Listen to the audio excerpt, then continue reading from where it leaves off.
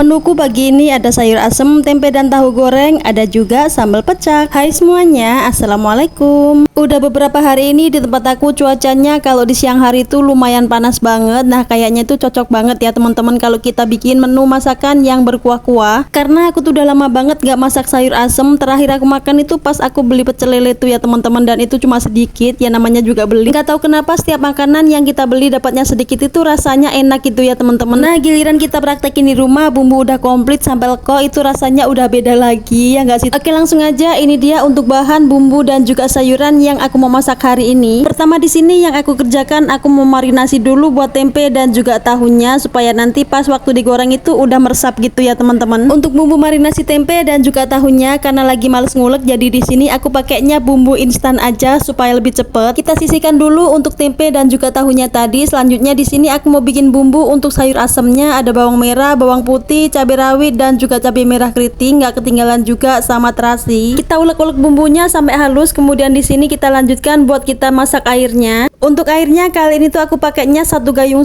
karena kebetulan untuk sayurannya itu lumayan banyak ya teman-teman, jadi aku banyakin juga untuk airnya. Oke langsung aja kita masukkan untuk sayuran yang keras-keras dulu. Ada jagung, labu siam dan juga buah belinjo. Kemudian aku masukkan kacang tanah dan juga berikut bumbunya tadi. Oke, sambil menunggu untuk sayurannya tadi mateng, di sini tuh aku sambil nyuci perabotan kotor aku supaya nanti pas selesai bikin kontennya untuk perabotan kotor aku tuh nggak numpuk banget gitu ya teman-teman. Karena dirasa untuk sayuran yang tadi udah mateng, jadi langsung aja di sini tuh aku masukkan untuk sayuran yang lainnya. Ada kacang panjang, terong, kemudian kita kasih bumbu, ada micin, garam dan juga gula pasir. Kemudian aku masukkan setengah bungkus air asam jawa, karena tadi sebelumnya aku juga ada masukin asam kandis ya teman-teman. Nanti kalau kebanyakan takutnya terlalu asam. Lanjut di sini aku masukkan untuk sayuran yang terakhir yaitu kol. Nanti kalau dicampur sama yang lainnya tadi bisa-bisa melonjot ya teman-teman. Jadi aku masukkan yang terakhir sebelum kita matikan untuk kompornya. Oke, supaya untuk sayur asemnya itu lebih seger lagi, ini tuh aku tambahkan 1 bungkus bumbu racik yang buat sayur asem itu ya teman-teman. Ini tuh harusnya aku kasihnya di awal-awal tadi, tapi aku tuh kelupaan naruh bumbunya. Oh ya, setiap masak sayur asem itu kayak kurang komplit aja kalau nggak ada yang namanya tempe goreng atau tahu goreng ya teman-teman kalau aku.